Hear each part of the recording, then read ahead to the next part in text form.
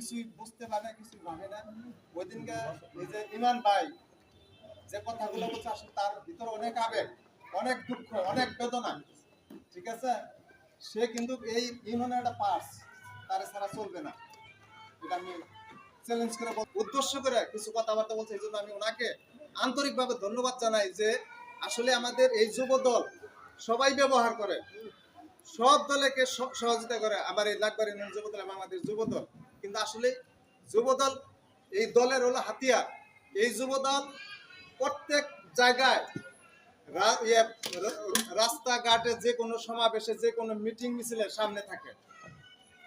আর সেই যুবদল কেন এত অবহেলিত, এত বঞ্চিত, এত লাঞ্ছিত কেন? তাই আপনাদের কাছে আমার বিনীত অনুরোধ, এই যুবদলের দিকে আপনারা একটু খেয়াল রাখেন, ঠিক আছে।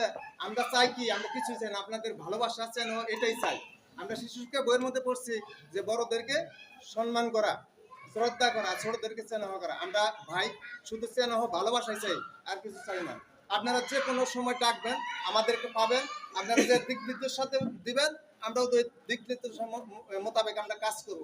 আপনারা যে কোনো সময় আমাকে ডাকবেন, আমাদেরকে ডাকবেন, আমরা উপস্থিত থাকবো। যে কোনো প্রোগ্রাম আপনারা বলেন যে বাসে কোন প্রোগ্রামে কোন সময় কোন প্রোগ্রামটা হয়েছে, আমি লিখিত দিয়ে দেবো।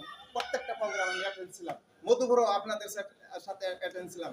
ঢাকাতে যে কটা প্রোগ্রাম হয়েছে প্রত্যেকটা প্রোগ্রামে যদি বিএনপির একটা প্রোগ্রামের নাম শুনি, আমি সেখানে যাবই। যত কিছু হোক, যত বাধাই সৃষ্টি করুক, যত কিছু হোক, আমি সেই প্রোগ্রামে অ্যাটেন্ড থাকি। কারণ এটা আমার বাপে এই আমলিকেরা যে অত্যাচার নির্যাতন করছে, আমাকে যে নির্যাতন যে অত্যাচার করছে, সেগুলো যখন মনে হয় বুক ফেটে আসে। এই জন্য বিএনপির যে কোনো প্রোগ্রামে অ্যাটেন্ড থাকি। যদি আল্লাহ কোনোদিন সুদিন দেয়, তখন সেই সময় তাদের মোকাবিলা করবো। তাদেরকে নাকবাড়ি ইউনিয়নের দিকে আপনারা একটু খেয়াল রাখেন। এই বেশি বক্তব্য দীর্ঘায়িত করতে চাই না। ইনশাআল্লাহ 28 তারিখের সমাবেশে লোক আপনারা যে পরিমাণ চাইছেন, ইনশাআল্লাহ 2-4 জন বেশি দেওয়ার জন্য আমি বাসের চেষ্টা করব। এই নাগরিক থেকে নাগবাড়ির যে আমাদের বড় ভাইয়ের আছে, এই যে ইমান ভাই আছে, শফিকুল ভাই আছে, তারপর যারা আছেন এই যে কাইসার ভাই আছে, এদের সার্বিক সহযোগিতায় আমরা যে পরিমাণ পারি আমরা লোক নিয়ে যাব। এই বলে আমার বক্তব্য শেষ করছি। আল্লাহ হাফেজ। বাংলাদেশ জিন্দাবাদ।